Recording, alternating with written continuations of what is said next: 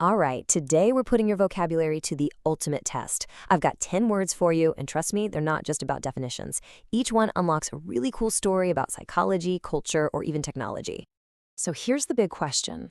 Are you in the top 3% of English speakers? That's the challenge. If you can nail all 10 of these words, you just might be. So, you ready to find out where you stand? Let's do this. Okay, the rules are super simple. You'll see a word on the screen with 3 options. Your job? Guess the meaning. Then I'll reveal the right answer and a pretty cool story that goes along with it. Sound good? Let's get started. All right, let's kick things off with round 1, the essentials.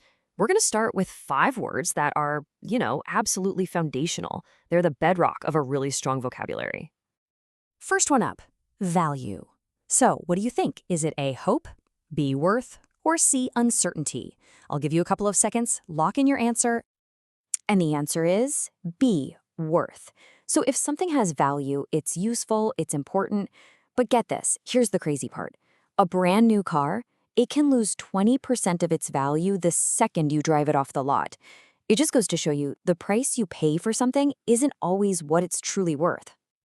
Okay, word number 2 is sustain. Does it mean A, support, B, weaken, or C, end? What's your gut feeling on this one? If you went with A, support, you got it. To sustain something is to keep it going for the long haul. And think about this. For marathon runners, it's not just about physical endurance. A lot of the time, it's their mental endurance they really have to sustain. And you hear this word all the time now, right? It's at the core of that whole global conversation around sustainable development. All right, on to number 3. The word is various. Does that mean A, different, B, the same, or C, confusing? The answer is A, different. And you'd think having various choices is a great thing, right? Well, not always. It can actually trigger something called the paradox of choice. It's this weird psychological thing where having too many options makes us more anxious and, believe it or not, less happy with whatever we end up choosing. Ever felt that in a supermarket? Next up, word number 4, emphasize. Are we talking about highlighting, removing, or reducing something? The answer is A, highlight. To emphasize something is to give it special importance. And in a classroom, man, this is a total game changer. Check this out. Studies show that when teachers really emphasize the key points, students' scores can jump by a whopping 40%. It's a huge deal, and it's a skill that the best education systems like the one in Finland have absolutely nailed.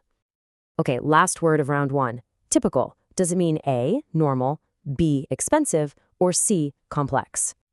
Yep. If you said A, normal, you're on the money. Typical just means, usual or routine. But here's a wild fact about our routines.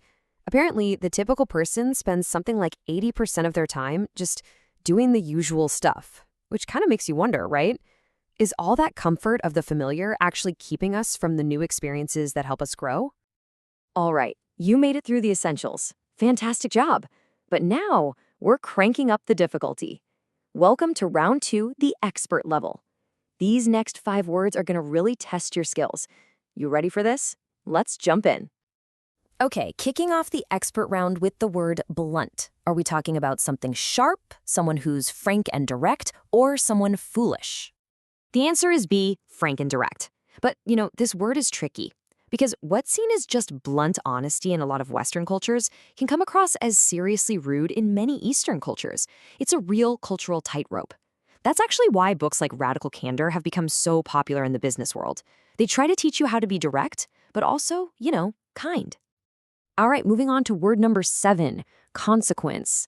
Is that a cause, a result, or ignorance? What do you think? A consequence is B, a result. And yeah, it's usually a bad one. But the psychology behind this is so interesting. Our brains are just terrible at dealing with delayed consequences. Think about smoking. People do it because the bad stuff, the real consequence, is years down the road. The brain just focuses on the right now feeling. If the consequence was immediate, nobody would ever do it. It's a fascinating flaw in our wiring. Okay, next up is strain. Does that mean to rest, to underestimate, or to exert force? The answer here is C, to exert force. And it's often to a point where it's damaging. I mean, think about this. A crazy 80% of adults will get back pain from physical strain. But it's not just physical, is it? We all know about mental strain. In fact, the World Health Organization has basically called it the epidemic of our time. Okay, we are almost at the finish line. Word number 9 is authentic. Does it mean fake, real and genuine, or serious? Authentic, of course, means be real and genuine. But check out this story. In the high-stakes art world, the hunt for what's authentic is like a real-life thriller. Some experts think that up to 20%, 1 in 5, of the paintings in major museums could actually be fakes. There were famous forgers, like this guy Han van Meegeren, who fooled everyone for years, selling his fake masterpieces for millions. It's a wild reminder that you can't always believe your eyes. All right, here it is, the final word of the challenge. Evolve. Does it mean to stay the same, to change gradually, or to collapse? This is for all the marbles. And the last answer is B, change gradually. I mean, is there a better example than technology? In the 80s, a computer filled a whole room. Today, the phone in your hand has thousands of times more power than the computers that put a man on the moon. It's an incredible evolution. And of course, that's what the whole debate around AI is about right now. So, that's it. How'd you do? Did you make it into the top 3%? You know, whether you got every single one right or just learned a few new things, I hope the real takeaway is this. Words aren't just definitions in a dictionary. They're like keys. They unlock these amazing stories about our world, about psychology, about culture.